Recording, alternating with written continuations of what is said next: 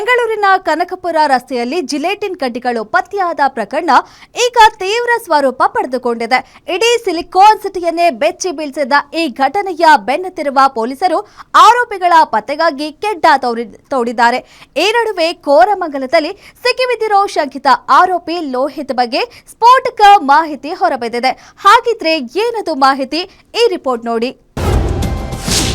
ಮೋದಿ ಬರುವ ಹಾದಿಯಲ್ಲಿ ಸ್ಫೋಟಕ್ಕೆ ನಡೆದಿತ್ತ ಸಂಚು. ಆರ್ಟ್ ಆಫ್ ಲಿವಿಂಗ್ ಸಂಸ್ಥೆಗೆ ಕೆಟ್ಟ ಹೆಸರು ತರಲು ನಡೆದಿತ್ತ ಹುನ್ನಾರ. ಜಿಲೆಟಿನ್ ಕಡ್ಡಿ ಪತ್ತೆ ಕೇಸ್ನಲ್ಲಿ ಲೋಹಿತ್ನ ಎಡೆಮುರಿ ಕಟ್ಟಿದ ಕಾಕಿ. ಮೋದಿ ಹೋಗುತ್ತಿದ್ದ ರಸ್ತೆಯಲ್ಲಿ ಪತ್ತೆಯಾದ ಸ್ಫೋಟಕಗಳ ಹಿಂದೆ ಯಾರಿದ್ದಾರೆ? ಈ ಇಡೀ ಕೃತ್ಯದ ಮಾಸ್ಟರ್ ಮೈಂಡ್ ಯಾರು?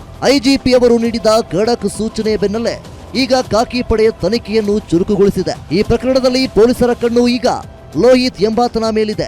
ಈತ ಕಳೆದ 2025ರ ಜೂನ್ನಿಂದ 2026ರ ಮಾರ್ಚ್ ವರೆಗೆ ತಾತಗುಡಿಯ ಮದ್ಯವ್ಯಸನ ಮುಕ್ತಿ ಕೇಂದ್ರದಲ್ಲಿ ಬರೋಬ್ಬರಿ 9 ತಿಂಗಳು ಕಾಲ ಕಳೆದಿದ್ದ. ಹೀಗಾಗಿಯೇ ಲೋಹಿತ್ಗೆ ತಾತಗುಣಿ ಭಾಗದ ಪ್ರತಿ ರಸ್ತೆ ಗಲ್ಲಿಗಳಲ್ಲೂ ಚಿರಪರಿಚಿತ. ಆತ ಈ ಭಾಗಕ್ಕೆ ಬಂದು ಹೋಗಿರುವ ಬಗ್ಗೆ ಪೊಲೀಸರು ತೀವ್ರವಾಗಿ ತನಿಖೆ ನಡೆಸುತ್ತಿದ್ದಾರೆ. ಸದ್ಯಕ್ಕೆ ಪೊಲೀಸರು ಲೋಹಿತ್ಗೆ ಯಾವುದೇ ಕ್ಲೀನ್ ಚೀಟ್ ನೀಡಿಲ್ಲ. ಅಷ್ಟೇ ಅಲ್ಲ, ತನಿಖಾ ಹಾದಿಯಲ್ಲಿ ಪೊಲೀಸರು ಕಾರ್ಯಾಚರಣೆಯನ್ನೇ ನಡೆಸುತ್ತಿದ್ದಾರೆ.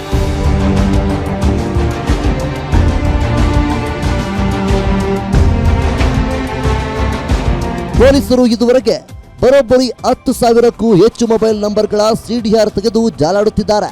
ನಿರ್ದಿಷ್ಟ ಸಮಯದ ಮೇಲೆ ಕಣ್ಣಿಟ್ಟಿರುವ ಪೊಲೀಸರು ಮೇ 9ರ ರಾತ್ರಿ 8 ಗಂಟೆಯಿಂದ ಮೇ 10ರ ಬೆಳಗಿನ ಜಾವ 5 ಗಂಟೆಯವರೆಗೆ ಆ ರಸ್ತೆಯಲ್ಲಿ ಆಕ್ಟಿವ್ ಆಗಿದ್ದ ಪ್ರತಿಯೊಂದು ಫೋನ್ ನಂಬರ್ ಮೇಲೂ ನಿಗಾ ಇಟ್ಟಿದ್ದಾರೆ.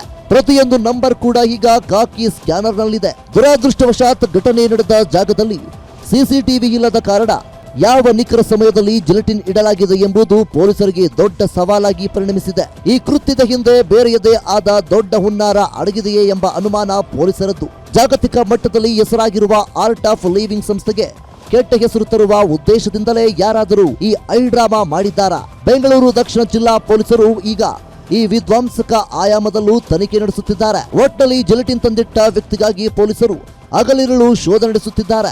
ಒಂದೆಡೆ ತಾಂತ್ರಿಕ ತನಿಖೆ, ಇನ್ನೊಂದೆಡೆ ಲೋಹಿತ್ ವಿಚಾರಣೆ. ಸದ್ಯದಲ್ಲೇ ಸ್ಫೋಟಕ ರಹಸ್ಯ ಬಯಲಾಗುವ ಸಾಧ್ಯತೆ ಇದೆ. Ajay Kumar, crime bureau, guarantee news, Bengaluru.